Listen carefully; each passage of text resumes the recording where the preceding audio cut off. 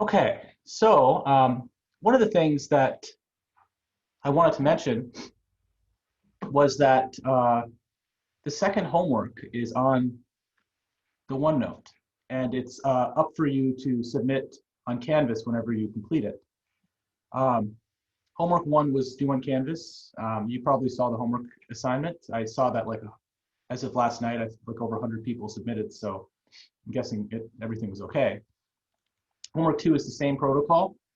The way I kind of work in general is it's cumulative, the homework assignments. So as you look at homework two, you're going to see that it's very similar to homework one. I'm going to introduce one new thing basically every week. So, but I mean, that hopefully will make sense, because as a pianist, it's not like I'm inventing new things to practice. I continue practicing the same things while introducing something new. It's the idea is to reinforce all the concepts. It's just like we were talking about last week. The idea of intervals are very fundamental to understanding chords. The idea of chords are very fundamental to understanding seventh chords. Understanding certain scales will help you understand, like understanding the major scale will give you a context for understanding the minor scale and the different types of minor scales. So from that standpoint, there's kind of this idea that we're building off of what we've already learned. So with that being said, I think it might be a good idea just to talk about triads before we talk about seventh chords, because as you see, there are a few seventh chords that you have to complete. You have to write down for your homework assignment. So with that being said,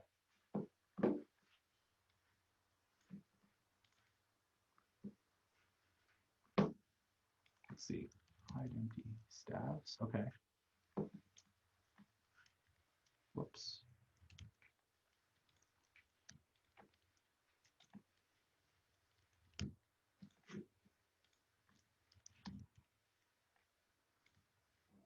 No.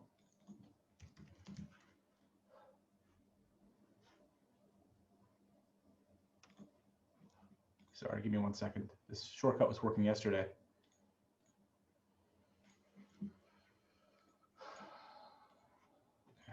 All right. So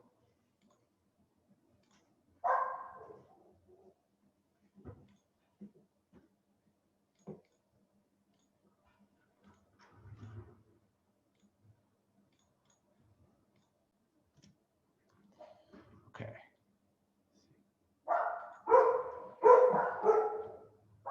Okay, you guys can hear that probably. Okay, great. Can someone say something? I just want to make sure that I can hear you. Hello. Hello. Hello. All right. So with that being said, let's begin.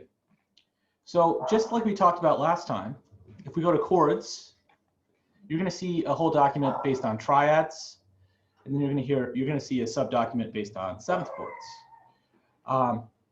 So triads, I guess in order to understand triads, let's figure out, well, it's important to understand how you construct each triad.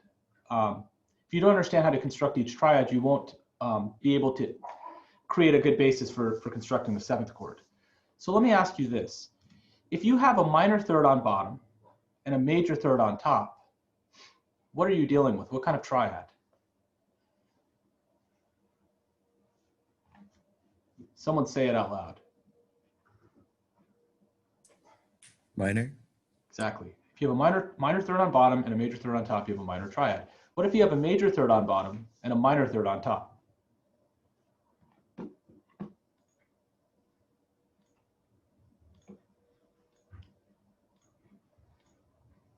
A major triad? Major triad, right? What if you have a minor third on bottom and a minor third on top?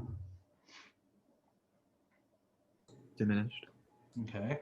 How about a major third on bottom and a major third on top? Augmented? Exactly, okay? It's imperative that you understand all of those. Those are all listed right here, right? If you go to triad and you go to triad qualities, you'll see all of these listed. This is the basis. So let's actually construct a major triad. Before we do this, let's actually open up piano, or sorry, keyboard, as they call it. Let's say all the intervals in order, all the vanilla intervals in order, just to kind of remember how to construct these minor thirds, major thirds, etc. Okay? So we'll start out with unison. Okay. What's the next interval? Someone just say it, okay? It goes unison, then it goes Minor second. minor second, then Major second? Minor third. Wait, really? Perfect fourth. Augmented fourth. Perfect fifth. Minor sixth. Major sixth. Minor seventh. Major seventh. Octave. Octave. okay, good. All right, so now we're in this business of constructing. Let's just say the first example. We'll just kind of pre-designate what we're going to do. So we'll start out with a major triad. The next one we're going to do is we're going to build a minor triad. The next thing we're going to do is we're going to build a diminished triad. Actually, no. We're going to do this. We're going to build. Whoops. We're going to build two major triads. We're going to build a major triad starting on D. And then we're going to also build a minor triad. And then we're going to build diminished triad. And then we're going to build an augmented triad. Okay. And then we're just going to arbitrarily create these triads starting on, well, on these notes, okay?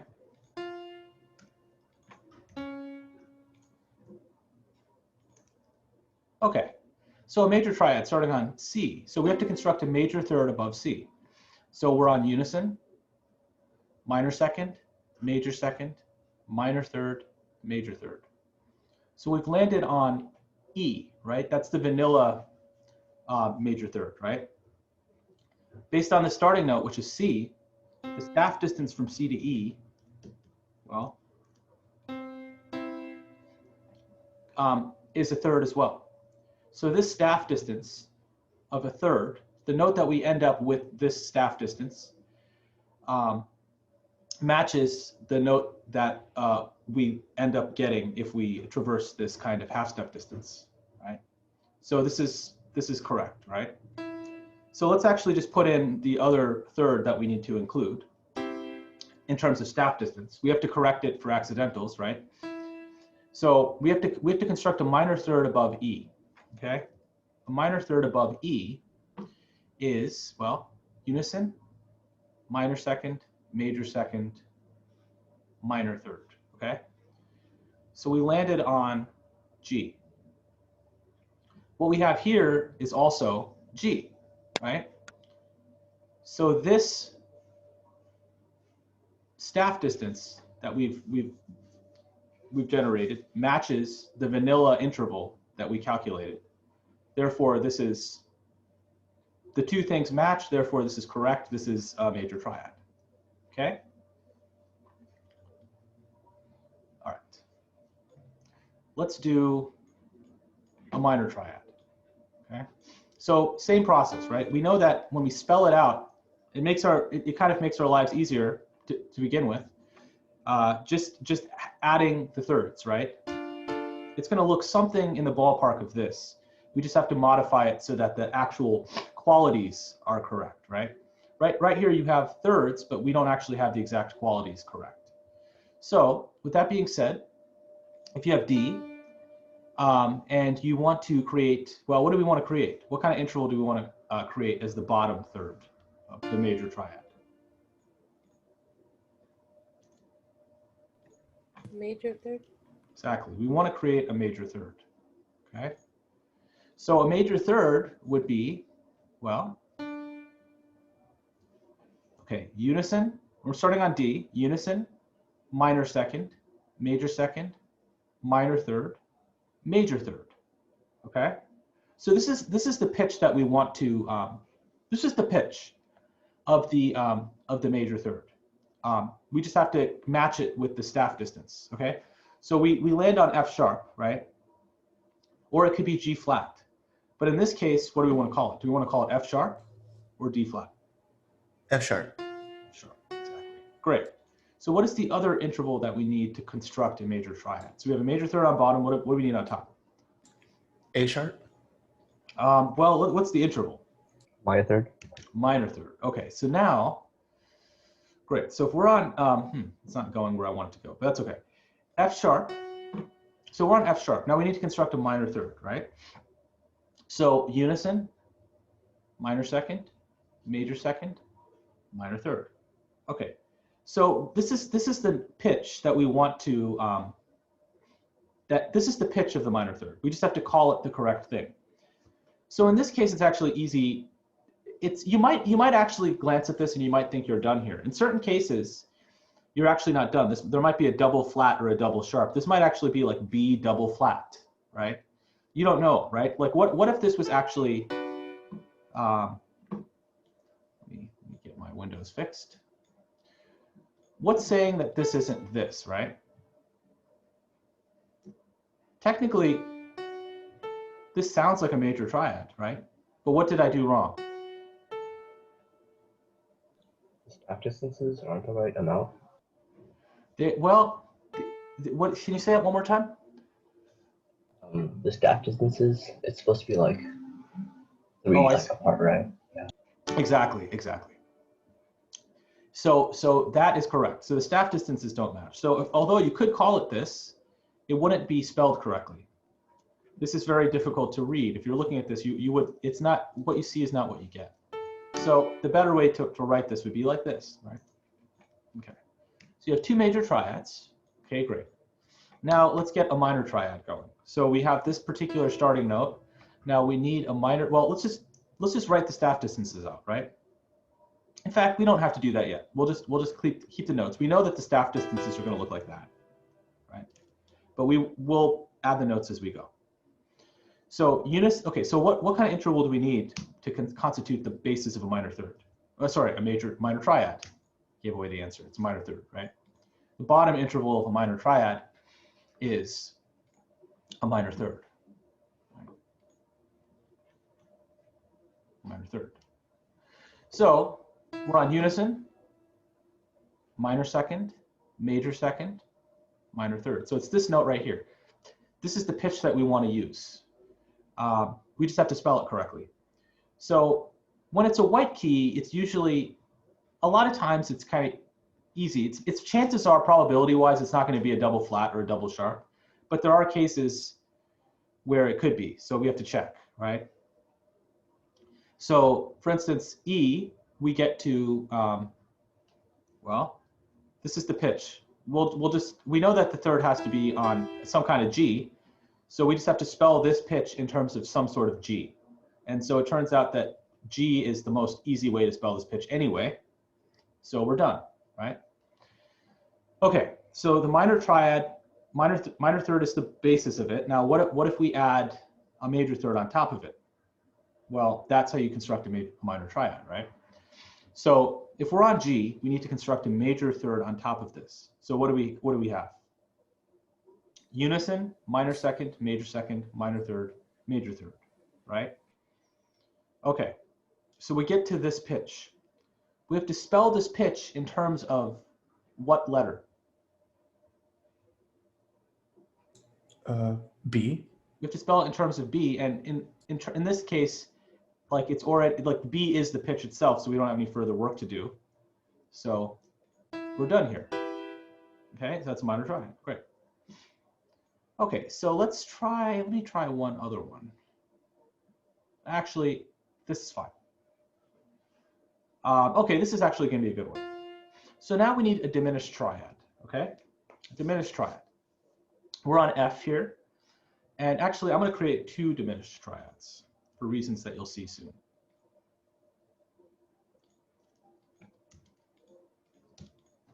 Okay. So we have a diminished triad here, right? Or diminished, we have a note, and we're going to construct a diminished triad. we need a minor third above this note. So unison, minor second, minor third, right? Okay, so we're on this pitch. We have this pitch, and we got to spell it in terms of what letter? A. A, exactly. Okay, so this pitch, we have to spell it in terms, we have to spell this pitch in terms of the letter A. So it is actually A flat, right? Okay. That's a good, concise way of saying it. Spell the pitch in terms of the letter. Okay. So now what we have here, A flat, we have to construct another minor third above this, okay? So what do we have? Well, what do we have to do?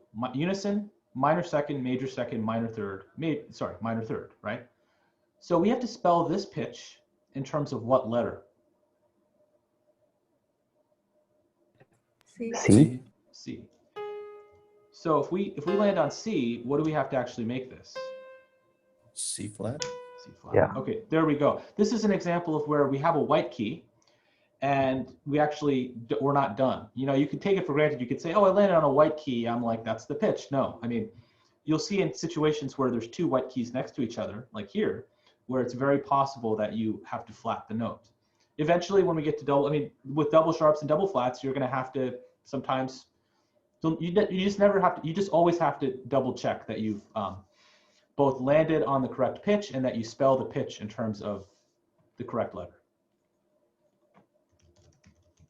Okay, so that's really concise. I'm going to add that to the OneNote.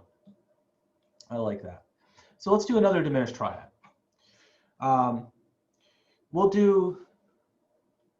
Let's make this one really hard. Let's do F double sharp. Oh, that's half sharp. F, this is the double sharp sign. Okay. Oh no, that's actually not half sharp. That's 3/4 sharps. This is a quarter sharp. Okay, so we have an F double sharp, okay? So we're on this particular note, okay? So we're trying to construct a diminished triad.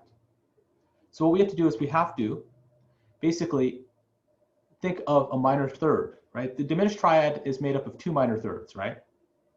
So let's consider a minor third above this pitch.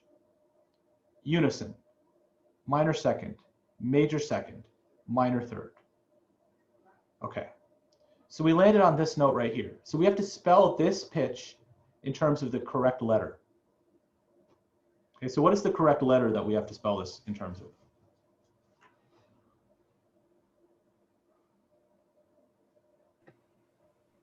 A sharp. Okay, exactly. So it's A, it's the correct pitch, but then you realize that it's got to be A sharp, right? This actually was a little easier than I thought it would be because it's just a single sharp, right? So A sharp, right? So now we have to construct another minor third above this note, okay? Unison, minor second, minor third. Okay? So what do we have? We have to, what is the correct letter that we have to spell this pitch in terms of? C. C. C. And then it turns out it's not, the final answer is C Sharp. Sharp. Exactly. Okay, great. So this doesn't look pretty, but in some ways it does look pretty because you see a triad. As strange as all these accidentals are, you can kind of think, well, this is a familiar sound. I just have to kind of unpack this a little bit, right? Okay, so let's do one more diminished. Let's do an augmented triad, okay? Augmented triad. So we need an augmented triad consists of two major thirds, right? Stacked on top of each other. So what we have here is we have to start on this pitch, and I'm disambiguating pitch and letter so that we can think about them independently, right? So we start on this pitch, and then we go up major third. Unison, minor second, minor third, okay? So this is the pitch that we land on. Now we have to spell this pitch in terms of the correct letter. What is the correct letter we have to spell it in terms of? E. Right? That's more or less obvious because just by looking at the staff, right? And then we take E and we have to modify it to become, we were on this pitch, so we have to do what? Sharpen it. Sharpen it, exactly. Sharpen the E, okay? Now we're on this pitch and we have to go up a major third. Unison, minor second, minor third, major third. Ah, this is exactly what I was looking for. Okay, so we landed on this pitch right here. What letter do we have to spell this in terms of? G. G, right? So we have to somehow spell this pitch in terms of this letter. We have to spell this pitch in terms of the letter G. How do we do it? Double sharp. Double sharp, exactly. Double sharp, which is this symbol right here, okay? Okay, that's the process. You have to spell the pitch in terms of the correct letter. I will save that. And you know what? I'll just input this somewhere on the OneNote. Under intervals, vanilla intervals, augmented diminished intervals. I have a whole kind of thing about it. But you know, basically what I'll do is the very top, essentially, what one needs to do when calculating an interval, well, I guess, is to spell the pitch in terms.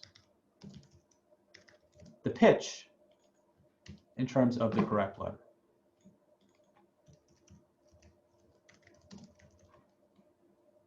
Alphabetic, no, alphabetic. Sorry.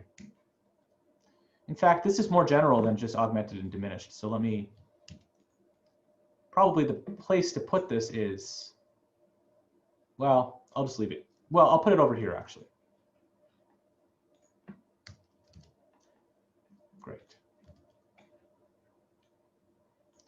Okay. So we have that kind of down. Now let's actually, the reason I chose these particular triads is very deliberate. I wanted to actually use these triads as the basis for the seventh chords that we're going to construct. So if we look at these seventh chord qualities, two of them have major triads as the underlying triad. So basically the format is, it's 28, okay, give me a second. The format is there's an underlying triad, right? Underlying triad plus interval. So what we have is this underlying triad, right? And then you have an interval. So the underlying triads for the dominant seventh chord are major triads. The underlying triad for the major seventh chords are major triads as well. Minor seventh chords have minor triads as the underlying interval. So underlying triad, I should say. Diminished triads, half diminished seventh chords have diminished triads as the underlying triad, and fully diminished seventh chords have diminished triads as the underlying seventh chord. The way you differentiate these two chords is the fact that this fully diminished seventh chord has a minor third interval at the top, whereas a half diminished seventh chord has a major third interval at the top. The way you differentiate a dominant seventh chord versus a major seventh chord is that a dominant seventh chord has a minor third interval at the top, whereas a major seventh chord has a major third interval at the top. So let's actually work off what we had before, right?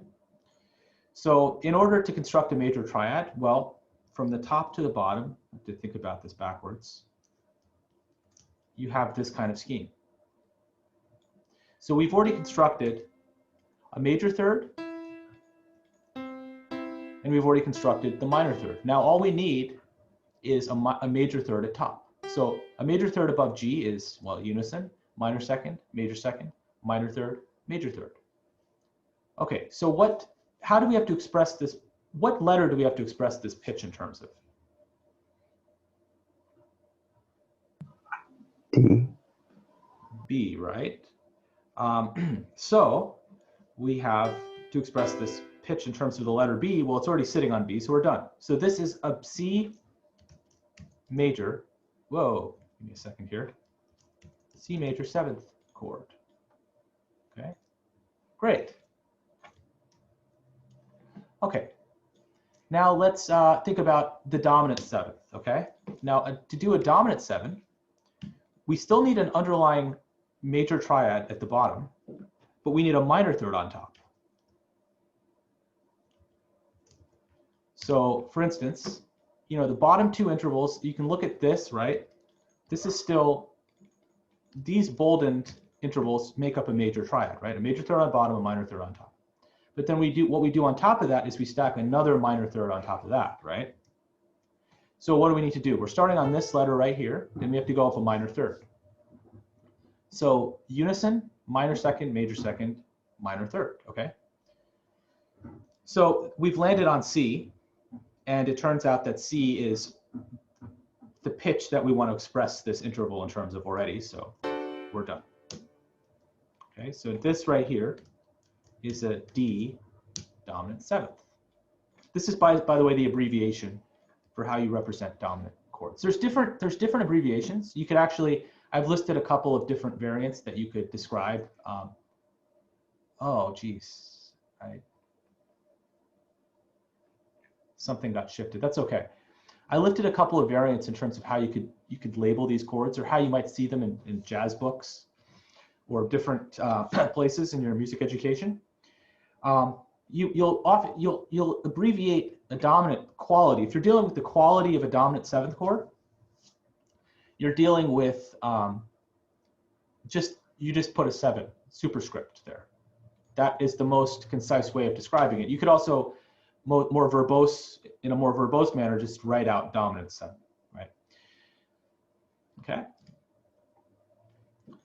Similarly, a major seventh chord, you could actually, you might see it as with this delta symbol, or this upside down delta symbol, or I'm not sure what's right side up or what's upside down, but this triangle, you might see that. You might see it with a major 7. You might see it abbreviated with MAJ, right? Okay. Awesome. So now let's actually construct a minor seventh triad. Okay, so minor seventh triad has basically, as the underlying triad, we're dealing with a minor triad. So the boldened intervals display the minor triad aspect of this, right, that we've already calculated. Then what we have to do is we have to construct a minor third above this note, above this pitch, right? So unison, minor second, minor third. We landed on this particular note, which is D. And we have to express this, what was the word that I used earlier? Well, we have to express this interval in terms of the letter D already. So we've basically finished our work, right? Right. So what we have here is an E minor 7. I'm going a little faster here. Hopefully, the same logic from before applies, right? I'm just adding an additional interval. Hopefully you're following along. So now we're dealing with this particular diminished triad.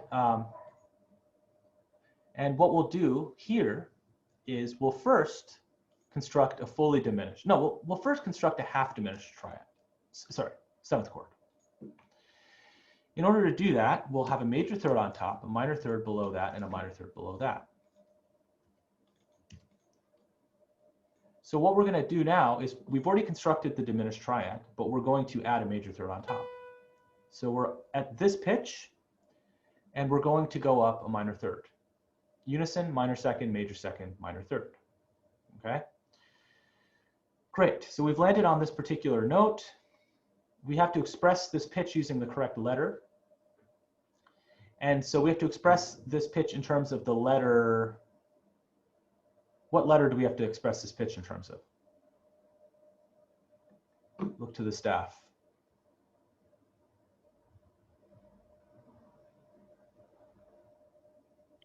C. We actually have to express it in terms of the letter E. Because what we have here is we have F, A, C. The other third that we stack on top of it will be that, right? It'll be an E. So we have to express this pitch here that you see on the piano in terms of the letter E, right? So how do you do that? What do we have to call this particular? How do we have to modify this pitch? this letter to match this pitch? You double flatten it. E double flat. Okay. Oh no, I did it wrong. I meant to go up a major third. I'm sorry. So I did a minor third by accident. So if I'm here, let me start over. I'm on this pitch, right? I'm going to go up a major third. Unison, minor second, minor third, major third. Okay. I still have to express this pitch in terms of the letter E, right? That doesn't change. I just have a different pitch now, right? So now I have to express basically this pitch that I'm hovering over this black key in terms of this letter E. So what do I call this? What do I call this letter? How do I modify this letter to match this black note? E flat. E flat, exactly. That was correct. So what we have here is an F half diminished seventh chord. Hey, it worked. That's the correct input that the computer was expecting. Okay, so that's a half diminished seventh chord. You see basically a circle. Remember how when you looked at diminished triads, you would see I don't know if you saw the symbols, but you would basically, when you saw diminished triads, you would actually see a little tiny circle. I know you've seen this because your homework has it, if you did it.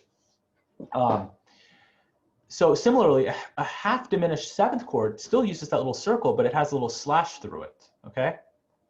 So this is a half diminished seventh chord, and this is the intervallic construction, right, of it. Okay, now let's do the next example. And in this case, we have three minor thirds stacked on top of each other. And the underlying triad is still a diminished triad, right? So what we have here, we have to start on this pitch, which is here, right? And we have to go up a minor third. Unison, minor second, minor third. Okay, this is the pitch we're dealing with. What letter do we have to express this pitch in terms of?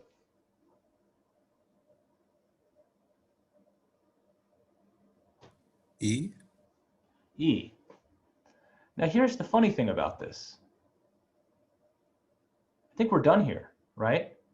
We landed on E. We have to express this pitch in terms of the letter E. So it's kind of funny that after all this weird, we like deliberately tried to make our work really hard at the beginning, but by virtue of just how diminished intervals kind of get smaller and smaller and smaller, we ended up actually landing on a very easy note. That's kind of funny, isn't it? I was trying to make your life harder, and I made your life easier. I'll just never let this go. So yeah, we ended up getting the correct note, right? So this is E. So what we have here is, what do you think I'm going to call this? F dim. I'm not sure if this is even going to work. Yeah, it did work. Look at that. Isn't that pretty? So F double sharp, fully diminished seventh chord. You don't see that every day. Savor it, everyone. This is, we're in the wild now. All right. Very good. So what do we have next? Well, actually, there's no seventh chord that is built off of augmented triad, so I'm going to delete that, at least not for your homework. So what we basically have are all of the seventh chords that you need to use for your homework. You have a major seventh chord, a dominant seventh chord, a minor seventh chord, a half diminished seventh chord, and a fully diminished seventh chord. And notice the difference between fully diminished and half diminished, right? Half diminished, I think of as like, it's not fully diminished.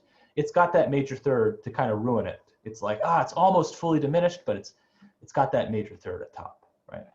Whereas a fully diminished seventh chord has that minor third on top, right? So this is the process, right? This is how you do it. I think hopefully you guys are following along with all of this.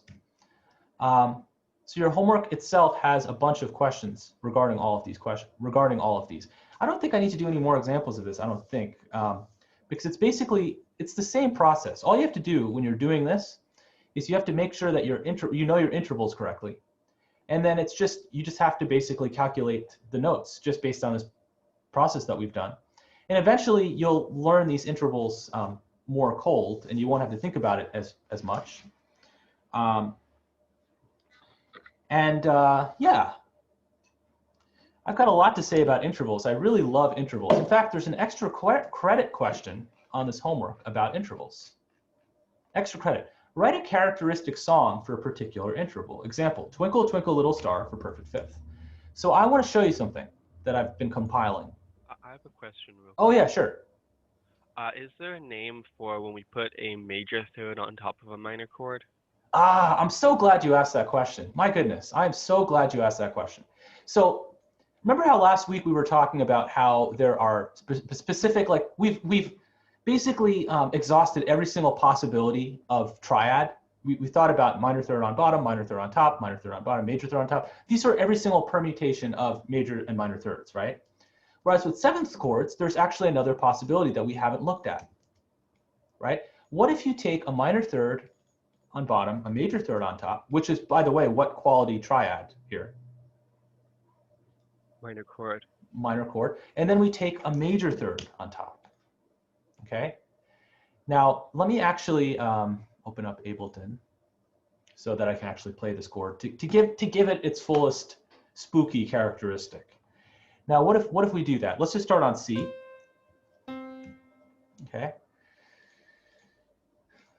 And then let's construct a minor third on top of that. Unison, minor second, minor third. Okay, so we have to describe this pitch in terms of the letter E, so it's E flat. Okay, let's do another, we have to do a major third now. Unison, minor second, unison, minor second, minor third, major third. We have to describe this pitch in terms of the letter G. Okay, so you have that. Now, I'm just doing this quickly.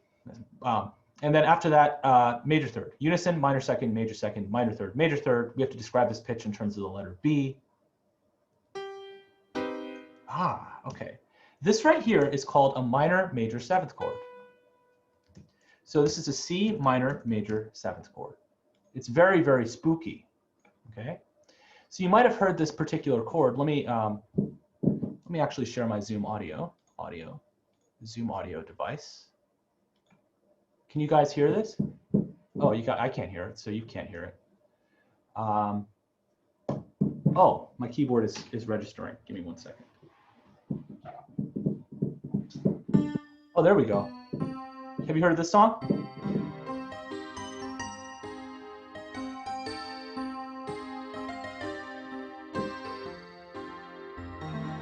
Right? This is very spooky. So minor major seventh chord. It's very it's James Bondy. I had a friend who literally ended every single tune with that chord, and it just made the entire environment very spooky. And I very much appreciated his gesture of spookiness.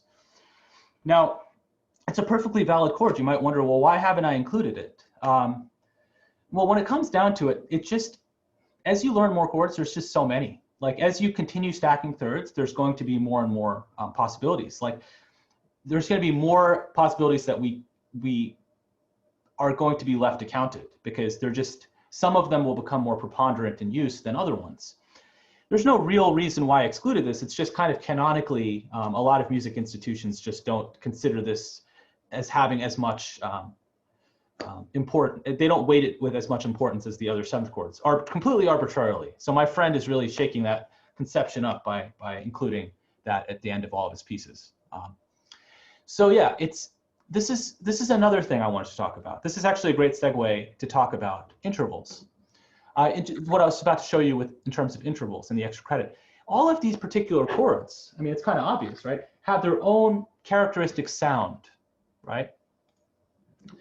So to understand what these chords sound like, just like I played this, you know what, I can't stand this kind of 80s piano sound. I've got to change it, I'm sorry. piano. Okay. Ooh, there we go. There's so much latency, it's really throwing me off, so I'll do what I can anyway.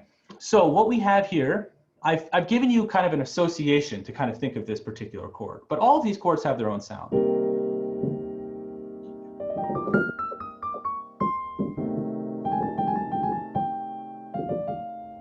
The piano man.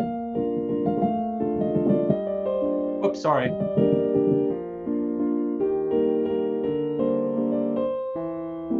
Right, that happens at the very beginning of the song Piano Man by Billy Joel.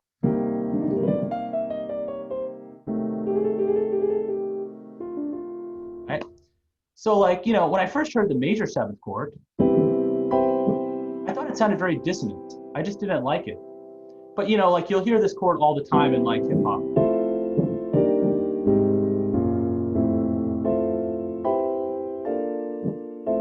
It just sounds very like open and spacious, right? A dominant 7th chord, that's like, the blues has it.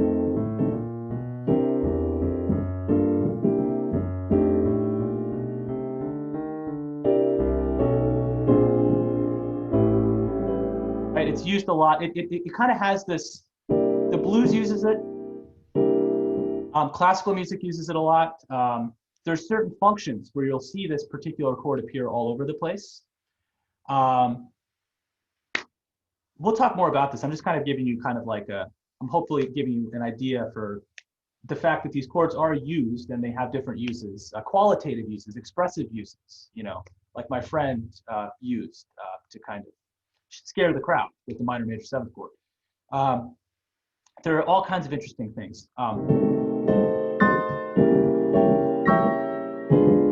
Fully diminished chord has a sort of spookiness. Like I think like in like Mario Brothers, when you're ending a level and you're running out of time, they're trying to spook you out by saying, "Hey, you're running out of time."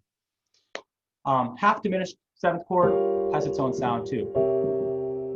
Right. Anyway, let's actually get a little more concrete with this by talking about intervals and their characteristic sounds. Right. We've talked about intervals, and as you probably noticed, I've been emphasizing intervals a lot, and for good reason. They really are the building blocks for all of the music that you will study, and it's important. Like we've actually, to be honest, you might be extremely bored from what we've been doing because it's just like it's very dry. Like we're literally calculating intervals in terms of staff distances. We're very concerned with the spelling of the intervals. That's what we've been concerned with. There's a place for it, but I don't want to overemphasize it. I've talked about it. The other really cool use of intervals is actually not thinking about spelling at all, and just by thinking about the sound, right? So, for instance, if I have a particular song like Jaws,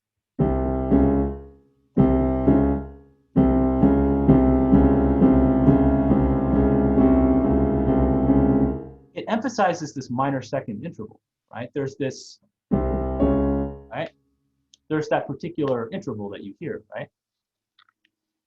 Minor 2nd, right? So I have this little chart on intervals. Dog is crying. Okay, so I have, sorry, she doesn't see me. Okay, so we have this interval, minor 2nd. Now, what if we take the same interval? We can actually get it's Been a Hard Day's Night by the Beatles.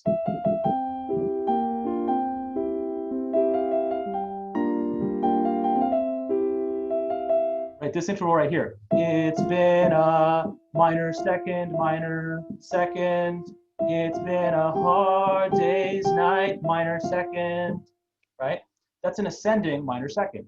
It's been I don't know how many of you know that song.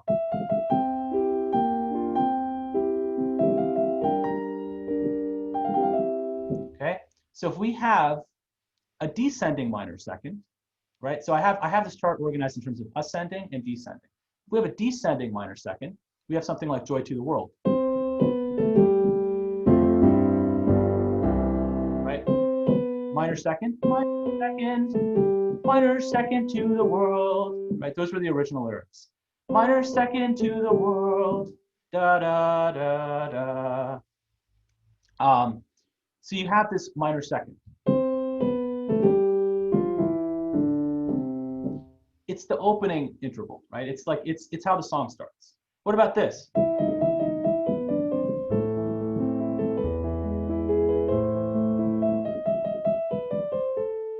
Right?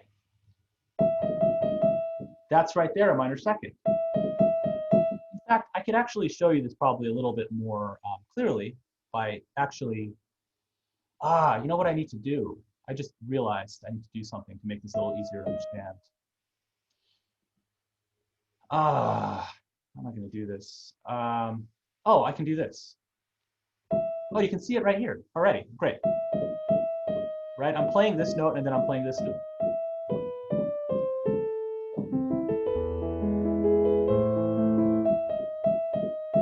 Right, that's a minor second. Da da da, minor second. Okay. Okay. Okay. Statistically speaking, there's a 50% chance it's like one of your birthdays today. So come on. Don't be one of those people who doesn't tell everyone that's your birthday. Come on. We have a perfect occasion to sing happy birthday to you right now. It's like we're at the interval that, come on. This week, anyone's birthday? Come on. All right. Well, I know it's someone's birthday. I'm gonna play happy birthday to you, whoever you are. Happy birthday has this characteristic major second as the starting interval. Right, you see, major second, happy birthday to you.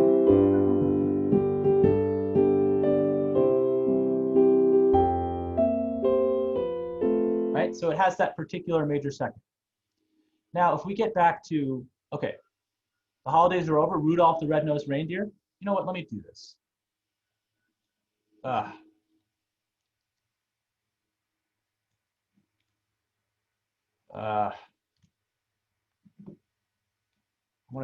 want to.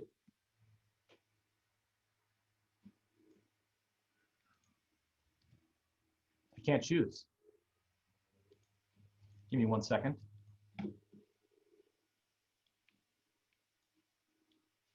Oh, well, okay, I think you just got to take my word for it that I'm playing those particular intervals.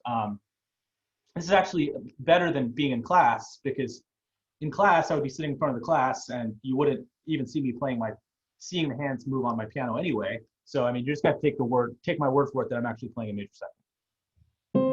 Oh, wait, Rudolph the Red-Nosed Reindeer. Is this Rudolph the Red-Nosed Reindeer? I think that's Rudolph the Red-Nosed, unless that's another Christmas song. I don't know. Rudolph the Red-Nosed Reindeer, major second. Okay. Silent Night. Silent Night, major second.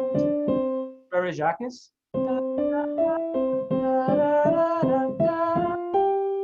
Right, Frere Jacques. Or how about Mary Had a Little Lamb? Mary had a little lamb. Right? Major second. Right? Yesterday.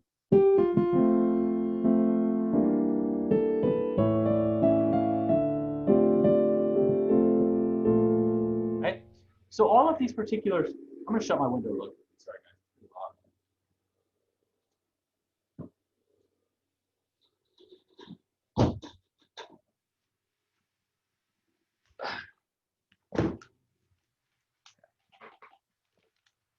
So in class, we would spend time actually singing this, and we would spend a lot of time doing this. So I'm trying to think of a way that we could do this. You know what? How about this? Just be brave. No one can see who you are. Well, no one knows who's like phoning in right now. I want you to sing Happy Birthday to just the beginning of it. I'm going to sing Happy Birthday, and I want to see those lips moving, please. I want to see those lips moving. Let's do this, all right?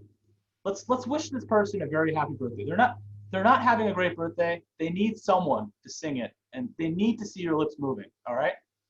So let's do this. Happy birthday. Okay, let's do it one more time.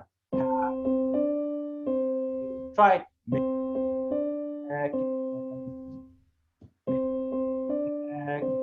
Okay, let's play Mary Had a Little Lamb. Mary had a little lamb. major second, add a little, right? Major second, add a little. Those lyrics are much more catchy, right? Let's go on to minor third, okay? Brahms. So what I would recommend you do is I would literally recommend you learn all these songs that I put on here. They're more or less popular songs that are like recognizable. So the goal is when someone is like playing you a melody and they're like something really strange, you can break it into constituent parts and be like, ah, that's a major second tritone, right? Sorry, my voice is a little hoarse today. Excuse me. You can break up these particular intervals. Sorry, you can break up the song into its constituent intervals, and then you could reproduce what you're hearing. This is like the complete opposite exercise of what we've been doing, what we've been belaboring over in Sibelius with all of these like spelling considerations, all this. This is all pertaining to what you're hearing. So it's not really like what you call it is not as important as what you actually identify it as. Like the pitch is more important than the spelling in this case, I would argue, because you're just trying to figure out what these songs are. It's like, you know, you don't need to know music theory to basically hum a tune back to someone, right? This is kind of the more creative way of thinking about things, I would argue. So with that being said, one of the extra credit components of the homework assignment is just to list a particular interval and to list a song that characterizes that interval. It's pretty simple. But what's harder to do is to actually practice these particular songs and these particular intervals, right? So, Brahms' Lullaby. Does anyone, you know what? Maybe I'll put someone on the spot. Does anyone have an idea for how Brahms' Lullaby goes? Does anyone want to volunteer? No one will know it's you. Sure. Oh yeah, all right, let's do this. It goes like a da da da da da da da da da da da. Hey, you got it, that's it. And the most important part of that is match your pitch. Lullaby, minor third, right? Minor third. Everyone give whoever that was a round of applause. All right. Yes. Oh, you got some clapbacks, some emojis. Very good. So that's a minor third. Very good. Now I want you to sing. Can someone sing Green Sleeves? Anyone with green sleeves on can sing Green Sleeves. That'd be even better. But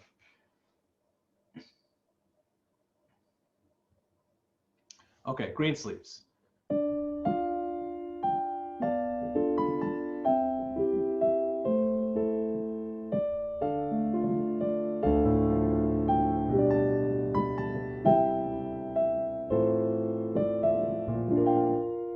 Right, so minor third, it has the same exact starting interval as Brahms' Lullaby.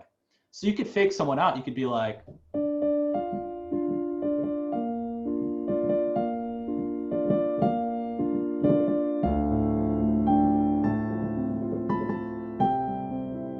just kidding, I'm playing Green Sleeves. You could pull a practical joke on someone. We'll see. I mean, see how they react and get back to me. I've never done that. But I'm going to start doing that. So long, so farewell, right? Sound of Music.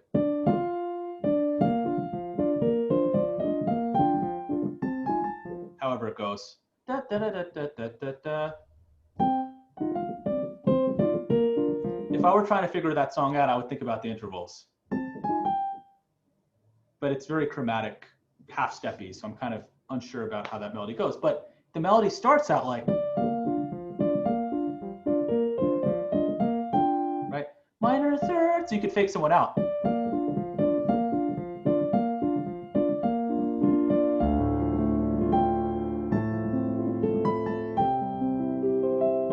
Right? It just gets all sad all of a sudden when you play Green Sleeves. But anyway, so what do we have here? We have more songs. It just keeps going, right? We have songs for every single interval. How fun. This is really cool. So what I would do is I would literally practice singing these songs. Like this is one of the best tools that you could add to your toolkit, because when you're trying to figure out a song by ear, try to associate it with another song that you know, and then you'll have a better chance of kind of identifying it. It's kind of like mental mnemonic. You kind of like associate the two, right? Beethoven's fifth, well, it's really a major third.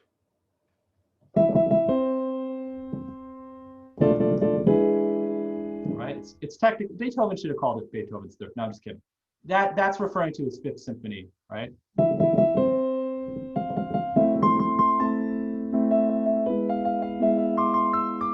Gosh, this latency is driving me crazy. I play a note and then it's like I hear it like a like later, but I'm also genuinely making mistakes too. But it's whatever. Let's see. Beethoven's fifth, we have this major third. Now I remember last year someone really wanted me to do this. I'll do it again. For major third, you know that song Ground Control to Major Tom? Ground Control to Major Tom?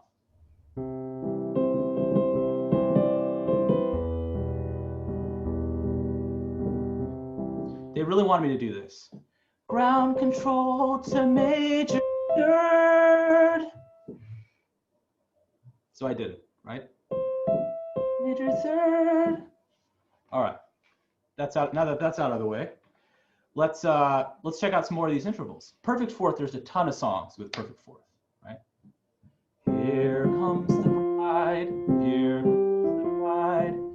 Perfect fourth. Perfect fourth, the bride. Perfect fourth, the bride. Okay. George of the Jungle, great, stupid movie, just my kind of movie. George, Georgia, the jungle, right? Perfect fourth, descending.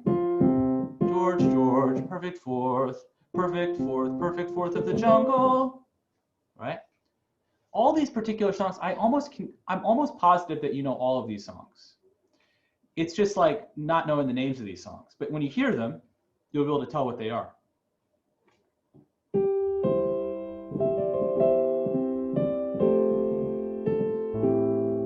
Right, Maria?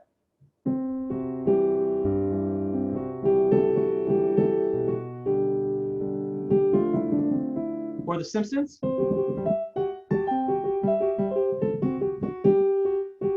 Right, so that's a tritone right there. The tritone. Right, then you could get it, you could make it more sensitive by playing Maria afterwards, by tricking them. So we have, I mean, this list goes on and on and on. So with that being said, let's actually do some exercises that, oh, you know what? I want to give you a quick heads up about the performance quiz. It's going to be a recorded submission. So what the TAs and I kind of decided is that the time used during the performance quiz slot is better spent helping the students instead of frantically trying to get them to do the activities in a certain time limit. So like you'll basically, I'm still, some of the stuff is still yet to be determined, but this is basically what I have so far. I think this is what it's gonna, if you start doing this, all these things will certainly be on it. So if you sing a major scale, ascending and descending on any syllable that you would like, sing a natural minor scale, ascending and descending using solfege syllables. Actually,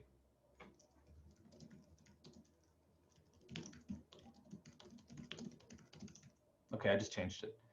So sing a major scale using do, re, mi, fa, sol, la, ti, do. Sing a natural minor scale using solfege syllables la, ti, do, re, mi, fa, sol, la. And then I want you to play a harmonic minor scale on an online piano and take a screen video of you clicking the notes, just to help you practice the notes. So for instance, if I go to virtual online piano, for instance, and I click these particular notes, I'm like, okay, I'm going to play a harmonic minor scale.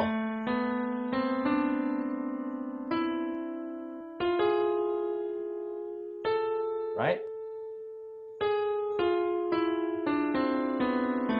I'm sponsored by Verizon, guys, by OtterBox. No, I'm just kidding. So essentially, there's different ways to screen record on computers. There's different protocols for Mac and Windows. On Windows, if you have the latest version of Mac, it's like literally Command-Shift-5, I think, will allow you to screen video. If you have anything later than Mojave, it's like Command-Shift-5 and you can take screen video, or you can open QuickTime. If you're on Windows, like there's another shortcut that like just as easily lets you record a screen video. And then once you do that, you just basically, you record 2 audio files or 1 audio file, or you combine all of it into 1 document. It doesn't really matter.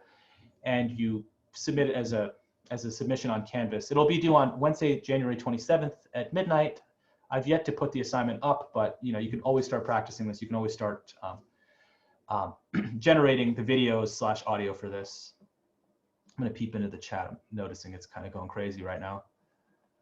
Oh yeah, you can of course use a piano if you have one. Don't feel the need to struggle by using a virtual piano. I just ask that you get the angle of you playing the piano, so that you're not just miming and fooling everyone. Oh yeah, Windows plus G opens up Game Bar, which has a screen record. Good to know. Great song. I don't know. We played many songs, but okay. Just trying to interpret the chat. It's anyway. With that being said, performance quiz 1. Any questions about this? I know people probably have questions. Okay. So, okay. Well, let's see. Did someone put something in the chat? Oh, it's due on Wednesday, January 27th, 2020 at midnight. It's under OneNote, course stuff, performance quizzes, performance quiz 1, and there will be on Canvas soon once I finalize it. But all this stuff, if you do all this stuff, you can get a head start. Just start recording stuff and you'll be okay. Okay, let's actually get back to more activities. I'm going to do a little bit of verification that you understand these different minor scales. Just really quick to kind of explain the advantage of movable do solfege versus movable la solfege is that if you say la ti, okay, I just want to show you something really quickly. I'm going to open up Sibelius and I'm going to wait. I'm going to do this. So I'm going to do this. I'm going to go create a major scale. Right? I've got a major scale. And I'm going to add solfege syllables to all of this, right? I'm going to do do, re, mi, fa, sol, la, ti, do, okay? And then I'm also going to add, I'm just going to leave it at that. I'll do this, do 1, no, I can't do that. I'll just leave it like this, okay? Now what we have here is a C major scale, correct? Now what if we duplicate this, and instead of starting on do, I do something like this. I start on la, right? So what I'm gonna do is I'm gonna take all these notes, I'm gonna copy them over here, right? And then I'm gonna bring them an octave up, right? Do you see what I just did there? I'll do it one more time. So I have do, re, mi, fa, sol, la, ti, do. Instead of starting on do, we're gonna start on la. So I'm just gonna move all these notes over here, just like that, right? Now, what do you notice about this? Are we still dealing with all of the vanilla syllables? By the way, what is this called? Let's see. What is this scale called? Like this right here. I'm gonna guess natural minor scale. By the way, if you can just speak it out because the chat is like, I can't keep it open, so I have to. Natural minor, very good. Natural minor scale, very good. And so right here we have a major scale. Okay. So notice how when we look at this, all you have to do to generate, like the natural minor scale is naturally contained within the notes of the major scale. It's just a matter of shifting to a particular scale degree, right? Instead of starting on do, we're starting on la, right? And then all the syllables are exactly the same. So this is what la-based minor is trying to exploit.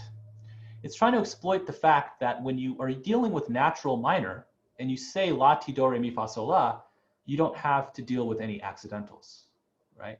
There's no no chromatics solfege. It's just all the vanilla solfege that you've come to grow up and love, right? So it's just all of those particular, oh, wait a second. Extra note right here. That's a property of me copying and pasting it. It's nothing to be alarmed about. Okay. So what? So la, right? So so this is the advantage of law-based minor solfege. But like let's you know, if we were to actually describe this exact same scale, see if I remember the shortcut. Ah, it feels good. All right, there we go. If I describe this exact arrangement using movable do-based minor, well, the first syllable would have to be do. Oh, by the way, here's okay. Let me do that. Bust out that shortcut again. Repeat. Okay. So let's make an A major scale really quickly. So what do we have to do? We have to make A, B, C sharp, D, E, F sharp, G sharp, right? You know, I don't know if I've really gone over the way that you can calculate scales. There's a half step, whole step formula, right? You could use this formula right here. Different ways of thinking about, let's see.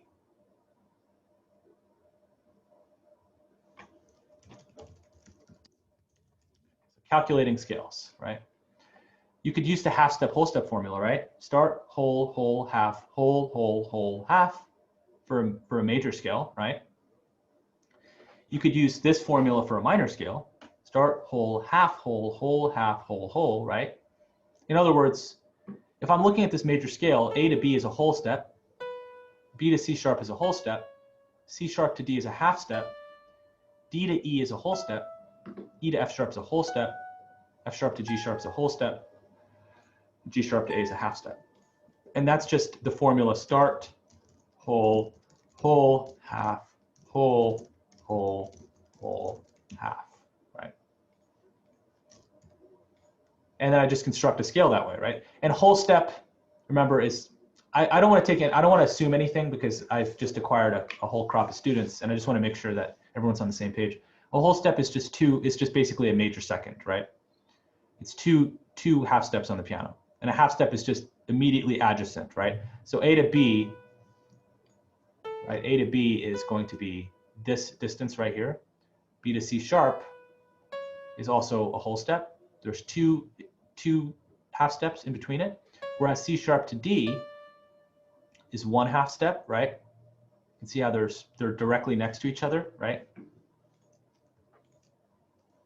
Sorry, I'm sorry for being so explicit, but I just don't know if you guys are an awfully quiet bunch at times, so I don't know if you know what I'm saying or not. So hopefully, and even if someone does say they know it, there could be someone else who's too shy to say they don't know it. So never hurts to kind of go over it one more time. I won't go too in depth into it, but right. So this is like this is the way you calculate a scale using intervals, right? So we've calculated an A major scale using intervals. And this is what we get. Now, if we compare A major to, let's take a look at this really quickly. Whoops. Let's add some solfege to this. Do, re, mi, fa, so, la, ti, do, right? Do to re is a whole step. Re to mi is a whole step. Mi to fa is a half step. Fa to so is a whole step. So to la is a whole step.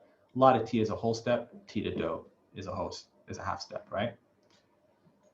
So let's try the same thing with A natural minor using movable do instead of movable la. So do, when we're using movable do solfege, we're always comparing against major, right? Major is the reference, right? In other words, do, re, mi, fa, sol, la, ti, do is what is the major result, right? So if we're dealing with a natural minor scale, you better bet that we're going to have chromatics, right? So normally in A major scale, mi would be C sharp. You see that right here, right? But over here, instead of being C sharp, we have C natural, which means instead of mi, we have, what is mi flat? May. May. Okay, so fa is the same, right? Fa. So is the same. Now here we have F sharp, but we have F natural here. So if F sharp is la, what is F natural? Lay. Lay. If Tay. exactly. Okay. So this is basically, when you're thinking, this is hopefully giving you some insight as to how you would accomplish movable do solfege if given the task to do so. You kind of compare what you're using the major scale as the reference, as your point of reference. So for instance, if do is, first of all, there would probably be a key signature here, right? Or maybe not actually. No, there wouldn't be because this is natural minor. But if A is do, B is re, C is may, right? But you're comparing against A major. So if this was mi, this would be C sharp, right? Anyway, those are two different, movable la, movable do. They're both equivalent ways of getting to the same, of describing the pitch, the same pitches, but they have different implications in terms of how, what kind of accidentals you use, right? So we've talked about calculating a major scale using half step, whole step formula, right? You could also calculate a major scale by figuring out the key signature, right? So let's say you were trying to figure out B flat major. So if this is like, for example, on your homework assignment, you might be in a situation where like you literally have to calculate B flat, whoops, B flat major, right? So when you're trying to calculate B flat major, it's kind of similar in principle to trying to calculate, God, disaster. Well, I guess I can leave that there, it's technically true. What you're trying to do is you're trying to figure out all the notes in order of the scale, correct? And you have to make sure that they're all spelled correctly. So when you're laying down the notes on the page, you can literally just start out by writing these letters, because these are the correct letters to use, right? They're not the correct accidentals, but these are the correct letters. So already, just by writing this, you've already gotten half the points just by luck, right? So it's just like when we were doing the triads and I was like, oh, just build a snowman.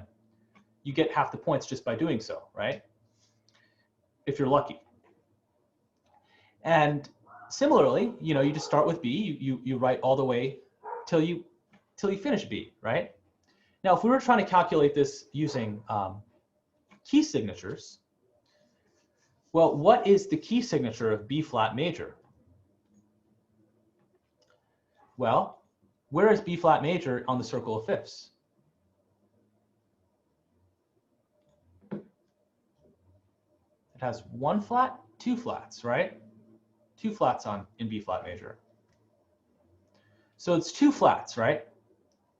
What are the flats? The flats are B flat and E flat, right? So what you could do is by figuring out that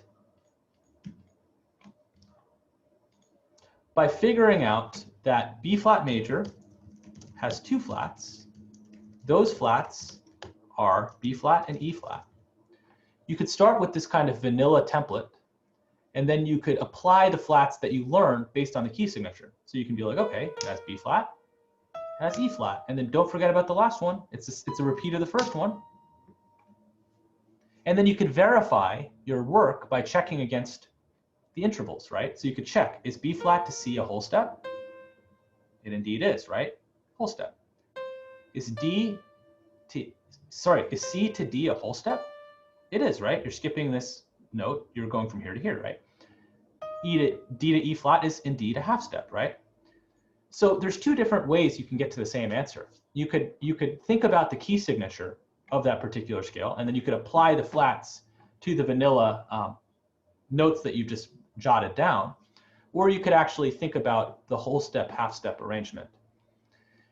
And in some ways, there's some weird analog between that and movable do and movable la, in that they're similar but different approaches to getting the same result. I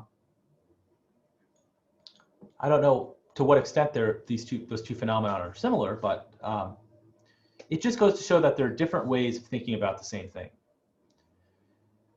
So with that being said, why don't we close off class with a singing exercise, a solfege singing exercise. And by doing so, I'm going to go to activities, it used to be called activities. I'm going to go to singing exercise for minor plus chords. We're going to put this all to practical results, to the practical test, okay? So I'm going to go down to where it says minor keys, minor melodies that stick to I. I think we did this one last time. What key are we in right here? Well, it has 4 flats, right? Let's think about the major key that we're dealing with here. The major key that we're dealing with is what? Well, four flats, right? 1 flat, 2 flat, 3 flat, 4 flat. So we're dealing with A flat major, right? Now, in order to find the relative minor key, you have to go down a minor third, right? A minor third below A flat is F. So we are in F minor. So just for the sake of sticking, let's actually call this do. Okay? No, let's call this la. Okay? We'll call this la. So what is this? Do. Do. T. La. Now, there's another advantage to using movable la. When you use movable la, it's easier to see whether something is accidental. Like if you have a key signature in front of you, give me 1 second.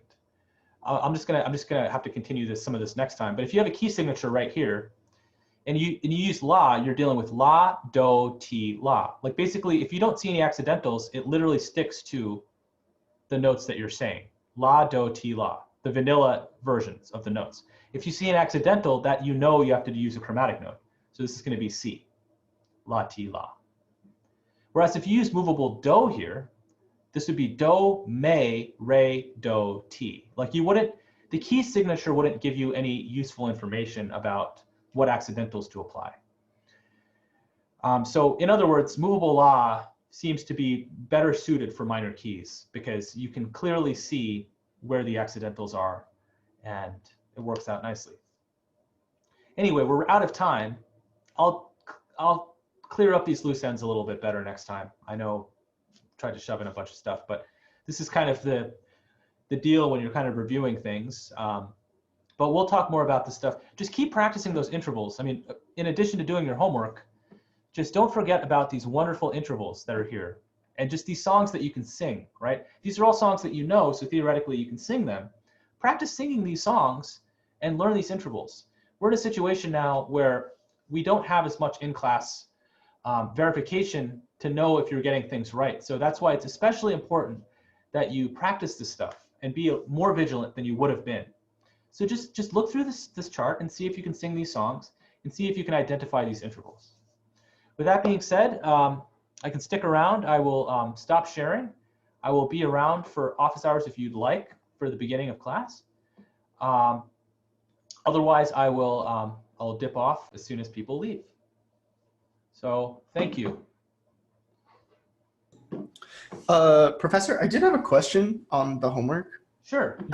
Not necessarily anything specific, but more so like, I guess like, what is the intended method that you would prefer that we fill out the homework? Would you prefer it be done in Sibelius or like printed out and like write on the PDF or like? Okay, that's a great question. I actually don't have a preference. Some students actually had a preference to type things up. In order for that to happen, I would have to upload the Sibelius file for you to use, and you'd have to get a subscription to Sibelius. There are versions that exist on the internet, but unfortunately, well, you could, you could talk to me about getting certain versions of Sibelius, and I can help you out with that, so that you could fill it out using Sibelius. That might be easier for you instead of writing it out. I don't know if there's a strong preference. There's no textbook fee associated with this class, so $8 a month. Yeah. No, I was gonna say, like, the reason why I asked was because Sibelius First was free, and so I just kind of downloaded that. Oh. And you did upload the Sibelius file, and so I had downloaded that, seeing like, oh, okay, so I'm supposed to do this. But as I was completing it, it was like being really weird. So like I would be doing the triad portion, but by the time I got to the end, it was like pushing like the staff over into the next page, or like sometimes like, you know, it wouldn't like let me select like the text up above, and it wasn't anything that I didn't have the right version or anything. It was just kind of being funky. So I was wondering, I was like, is this how I'm supposed to be doing this? And then I ended up like splicing 2 PDFs together, and then it messed up part 2 and 3, and it was this whole thing. So I was like, okay, how am I supposed to do this? What would you prefer? You know? Well, okay, here you raise a very interesting question, because as tedious as what you're describing is, it really is tedious. If you can understand how layout and formatting works, Okay. you can actually have a more easy time, I think, probably, I'm guessing, by typing in a Sibelius than you would if you weren't using Sibelius. Like, for instance, there are certain, like, you probably see me doing this in class all the time, where I'm like distributing things and I'm like, oh, I want to put this on the same page, right? You probably see me doing things. Like, I've assigned shortcuts to these things, but basically, if you do want to stick with Sibelius land, if you go to layout and you click system break / page break / like, basically, if I create a system break right here, it's going to create a new system. If I create a page break right here, I think I have to click a bar line. If I click a page break right here, it'll create a new. You click the bar line, and then you can distribute things according to that way. You don't have to use Sibelius, but I remember certain students last year actually preferred it once they got the hang of. And you've already done a lot of the grunt work, I'm guessing, just by having familiarized yourself with it. And I recommend you use music software, because it's just really cool. You're doubling the value of what you're doing by studying, by composing. I don't know if you have an interest in composition, but you're also like becoming fluid with that as well. Yeah, no, absolutely. Like that was kind of the whole idea, where it was like, okay, like this is cool. I've never really used Sibelius before. I've done basically most of my stuff in like Ableton and Pro Tools. Oh, cool. So this is like a whole different beast for me. And I'm like, okay, cool. This is nutty. But yeah, it was just that I guess like not really understanding why things were moving around as I was adding notes, versus like, like I basically did like all of the solfege stuff in like a PDF. I was just kind of writing above the staff, and then like going back into Sibelius, doing all of the music jargon. Right. No, I think you would benefit a lot from doing this. And I will say, like, it's not always obvious the way I format the worksheet. Like, I actually do different things when I submit the answer key. So for instance, like you'll probably notice on the homework, I have like dashed lines above it. I actually don't necessarily use those. I use the lyric text, and I'm like, I use the lyric text and I type below it, because it's easier that way. And then like there's a box system text. So then I'll do like do, and I'll do like whatever. These are incorrect, but then I'll use a text box above it, and I'll do janky things like that to make everything fit, because I can't necessarily use, like, for the augmented seconds and things like that part, I'll just do things like augmented second, and then I'll do like minor third. I'll use one text field and continue that way. Okay. It's a hack. But yeah, I mean, if you can put up with that, I would recommend you do it. It's definitely tedious, but it does save time. It's cool if you can get around it. Okay, I see what you're saying. Yeah. That's awesome. Because for some reason, go ahead. Sorry. No, sorry. I was just going to quickly say that I think that's fantastic. You brought up Sibelius first. I forgot that was even an option. Oh yeah, no worries. Like I guess like my question would be like, when I don't have a text box already selected, it's grayed out. Is there a shortcut to like make a text box? Sure. So what I did was if you right click in a blank area and you click text, and then you go to, I think it's other staff text, and you click like boxed text or something. Box system text. Yeah. You could Okay. do that. I set a shortcut to create text, and I don't remember others. No, I went to other system text and I went to plain system text. In Sibelius, you can create shortcuts to things, and I've created so many shortcuts. So I created a shortcut Q for text because I use it so much. Okay. But you don't have to create shortcuts. But there's ways to create text shortcuts by going to preferences and going to keyboard shortcuts. And Okay. but yeah, basically all the text items are in the right-click menu. And if you have one, you can copy and paste the text box and reuse it for another part of the assignment. Yeah. Because basically, like when I go to create the text box, it says like select a note. Oh, right. Because in Sibelius, every single thing is associated with With like the actual staff. with the staff. But with plain system text, I think you can get away with not having to do that. If you go to other system text and you go to plain system text, I think it'll automatically find the nearest object or something. Because I'm not selecting anything, but yet it still did it. If I do box system text, there's quirky things about this that are not necessarily the most fun. But let's see. If I go to text box system text, I wonder if. Okay. Okay. Okay. Yeah. All right. I get it. Okay. There it is. That's cool. Heck yeah. All right. Yeah. Well, that's awesome, Yeah. man. I guess it does make some things easier because then you can see the thirds relations really easily, and you can actually hear it Yeah. back and then check if you just by listening as well. Oh, absolutely. Like I'm like super like tactile, like hands-on. So like I was having a really tough time doing it with the PDF, but then I opened it in Sibelius. So it's like, okay, now we're cooking with grease now. Cool. That's You know? fantastic. I'm glad you mentioned this because I didn't upload homework 2 as Sibelius file, so I'll do that, and I'll that way you can work off it. I wasn't sure if people liked it, so I'm glad that you voiced that. Yeah, no, absolutely. Like this is great. I'd love to stay and like pick your brain more about this, but I got to go to the discussion meeting. Oh, for sure. But, Hey, well, it was great talking. Anytime, man. Any office hour, I can always schedule a time if you ever want to talk. So, absolutely. Yeah. No, thank you so much. yeah, my pleasure, man. Have a great day. All right, you too. Thank you. Take care.